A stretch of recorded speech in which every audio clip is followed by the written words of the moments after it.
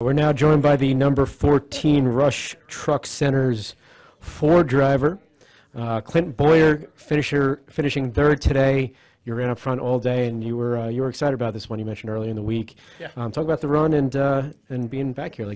Fun racetrack. You know, I mean, I remember, I think I've been coming here 12, 13 years now, and it wasn't always this way. You know, I remember single file around here, couldn't really pass, right, ring around the bottom, and now, I mean, all hell breaks loose on them restarts. You're, you know, trying to protect the bottom. They're calling you outside. You don't know if you're 3 wide, 4 wide, 12 wide. And it's all because of a really wide, cool racetrack, fast racetrack, and a lot of grooves. You know, 5 different grooves to race on all day long. It was just a lot of fun to be out there. Very challenging track, trying to balance those front tires, the rear tires, and you know, and not push them off. You know, you can overdrive your car, and I did one run, and thing fell away. And you know, you learn from your mistakes and go on. But just to have the organization behind me, everybody at Stewart Haas Racing, my teammates, you know, to have these teammates like this is just, at this point in your career and everything that I've been through, it's, you know how fortunate you are when you get this opportunity. And, you know, Gene Haas and Tony Stewart getting out of the car and giving me this opportunity. I mean, just appreciative of everything. Awesome. Thank you, Clint. All right, I'll open up with questions. Please state your name and affiliation. We'll start over here. Go front. Kathy Brown, pitting outside the box. Congratulations. Thanks. You have been getting better and better every week, and you can see it. And you can see it, you know, in your attitude that you are just happy with where you're at. When you finished third today, was there anything that Tony said to you when you got out of the car? Good job. Tony wins a lot of races. He's won a lot of races. Anything less than a win is you know, he expects that, and I love that about Tony. As a, you know, obviously I know he's proud, and he was happy with that. But that's what you want in an owner, you know what I mean? Yeah, to have that instilled in everything in your DNA. I mean, it's that, like, just the way I was raised. Anything else but a win is a bad day, you know, and you are miserable with anything less than that. I mean, it's just the way we're wired as race car drivers from the time that we're 5 years old and on, you know.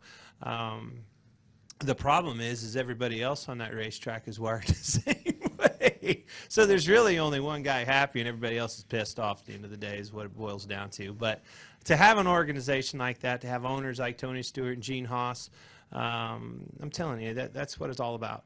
You know, the teammates, you say attitude, yes, I'm having a blast. You know, I'm getting a little long in the tooth here in this career, and to have this opportunity and the opportunity to go out and compete and win races, you know, and race for a championship, hopefully. I mean, that's what you're here to do, and I realize that these opportunities don't come around every day. Bob Pockris, ESPN. Do you have any idea why you were so good and your teammates struggled so much? I mean, did you do something different, or does this track just suit your style? Or you know, I love this racetrack, but I mean, Kevin's so good here.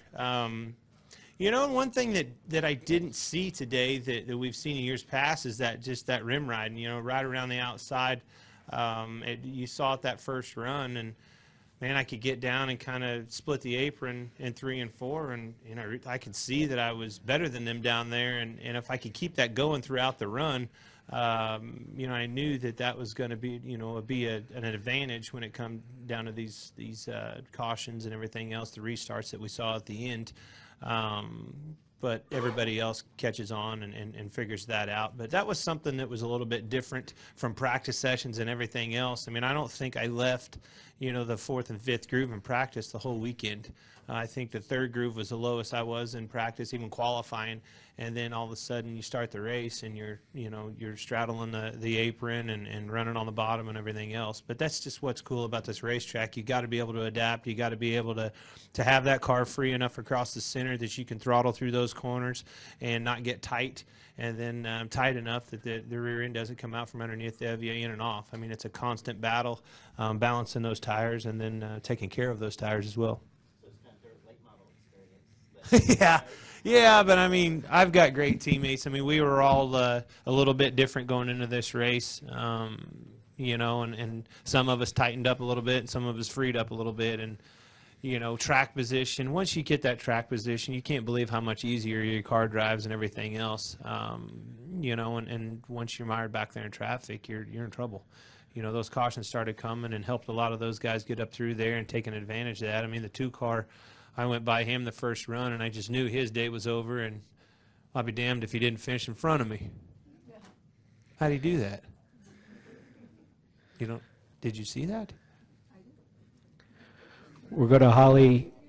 Holly Kane, NASCAR.com, and that's exactly what I was just about to ask you. Those final few laps, you were like, wait, where did that guy come from? I mean, there are a whole lot of people that finished in the top 10 that were not running in the top 10. Yeah. A couple cautions before the end. What was that like for you? Tires, no tires, you know, and it's, you're damned if you do, damned if you don't. You know, it's one of those deals where some of us took tires early, and you're thinking, all right, that's good, and then all of a sudden, uh-oh, caution comes back out. Now they took tires, and now you're thinking, was it going to come back out, and where are we going to be on the advantage side of this tires? And seems like obviously your advantage to have those tires, but if it comes out right off the bat, you know, you put a cycle in the tires, nobody else, and it kind of levels the playing field. And then all of a sudden, some of them that didn't, you know, take tires took tires, and then they're on the advantage behind you. I mean, it's a constant mind game right then, and you just got to scratch it out of your head and get off into one, and that's when everybody's, you know, pushing hard and 3 wide, 4 wide. I mean, I just knew that I had to floor it and try to get across to the 3/4 mark ahead of them and then figure it out from there. And that's what I did. I just kind of left it pinned till I got over there and lifted, and I hoped that it turned and knocked the wall down, and that's what it did. All right, we'll take 2 more down here, and then we'll go up to Terrace and Skybox. Kelly Crandall, Racer.com. Clint, with all those cautions that kept coming out late, you're getting closer and closer to the front. How eager were you behind the wheel to try and make something happen, being in that position? Yeah, I mean, that's just it. I mean, all day long, it was just kind of, you know, the temptation was killing you. You know, you could see it, you just couldn't get it. And my car was so good, but it was teeter-tottering between, you know, too loose on the ends, in and out, and or in and off the corner, and too tight in the middle. And you know, I wanted to free up to try to get it, you know, better across the center, but I was afraid that it'd get too loose getting into 3 because I was having trouble there on a long run. You know, I was just kind of stuck in a box, and, you know, this is one that you'll think about on the way home. Should I have freed up a little bit? What would it have done? Would it have to give me an advantage, you know, that I didn't have? But that's racing, you know. I mean, there's so much that goes into it, the teamwork, the communication. Boog and I went to his room last night. It was the most awkward. I've never went to a crew chief's hotel room, sat down at his desk, and we looked at sim and throttle traces and all sorts of crap. Never done that before. And second, how different or how weird is it maybe to have Tony Stewart not on the racetrack but in your ear because he was on the radio today? It's just, it is weird still. You're exactly right. I mean, we all, me included, I mean, look at him. He's ready. You could put him in a fire suit, and you know he'd go out there and get the job done in that 14 car. But, you know, to give me the opportunity is super cool, and to have him on the box is really cool. It's neat to see a smile on his face. I mean, I really believe, you know, he just looks happy. You know, he looks comfortable and you know, at ease. I mean, the guy, that's a long time. That's a long career to be in any kind of sport, and he put his time in, and he's an owner now and still a part of it. That's the coolest thing about his gig right now is he's still a part of this sport, and, you know, maybe the biggest way he's ever been. Okay, Presto, Cars and Competition. We know you've struggled in the past, and now this year you're running quite Fixed often it. in the top 5 and higher, and compliments today on your finish. Thank you. Is it better equipment, the attitude, the new team? What is it with you and Tony that you're doing so much better?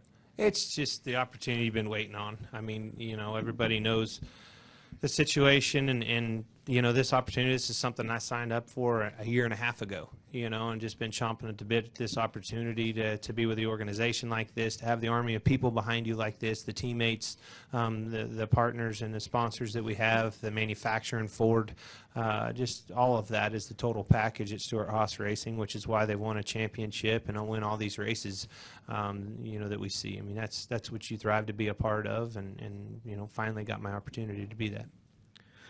We'll go up to the Terrace Press. Yeah, two questions for Clint Bowyer. Congratulations, Clint. Wolfgang won the ranch. You only get one question. I make it very short. After the last but one caution, I think it was Corey LaJoyce running into the wall. After the restart, or at the restart, just looking, your speed seems phenomenal for me personally. When your other teammates were struggling, can you say something, how identical the cars are set up? Your car compared to your teammates' car, are they identical? Are they different, much different? And the second question, did you stay up last night and watch the action from Australia? All right. No, I didn't stay up last night. Actually, it was a good boy. It was school night, and I went to bed. I remember thinking the same thing that they probably thought last week. Where were we? Oh, at Phoenix. And the 4-car blew my doors off and went up and finished in the top 5 or wherever he did. Ran in the top 5 all day, and I was struggling to run 15th. I was thinking, oh, these are the same cars. You know, it all comes down to the communication, the setup you put in them, the teamwork that you have, the track position, you know, and the effort you put in all day long. You know, we'll all have an opportunity to do that in all of our cars at Stewart-Haas Racing. They're all built by the same people, you know, assembled the same way. I mean, and, you know, some days it's your day, and some days it's not. Some tracks suit you a little better than others. You know, this has always been a fun track for me. It's always been a good track for me. And, you know, as like last night, Boog and I were sitting there talking, and, you know, it was almost like I overthink things anyway, so everybody knows me. I just would rather not think and just do it. And that's what I told Booga last night. I was like, hey, man, this is a good track for me. You got a good hot rod. You brought me a good car. Don't overthink it. We'll go have fun. And we did. Skybox Press question. Chris Knight, CatchFence.com. Clint, I was just wondering, with this solid start to the season, how do you guys approach Martinsville next weekend, and are you looking forward to going back to short track racing? No, they're one of my favorite tracks. It's 40 minutes from the house. You know, finally get home to get to see my family and everything else, and you know, to bring everybody up there and drive to the racetrack, you know, every day and sleep in your own bed. I mean, that's, you know, it's just a fun weekend, fun racetrack. It's old school racing at its finest, and I've been close so many times there. It's one that I want to win more than anything. And, you know, with this momentum and the confidence that we take from here, maybe we can. Any other questions for Clint? All right. It's great to have you Thanks, in here. guys. Thanks, Clint. Congrats. Y'all be safe getting home now.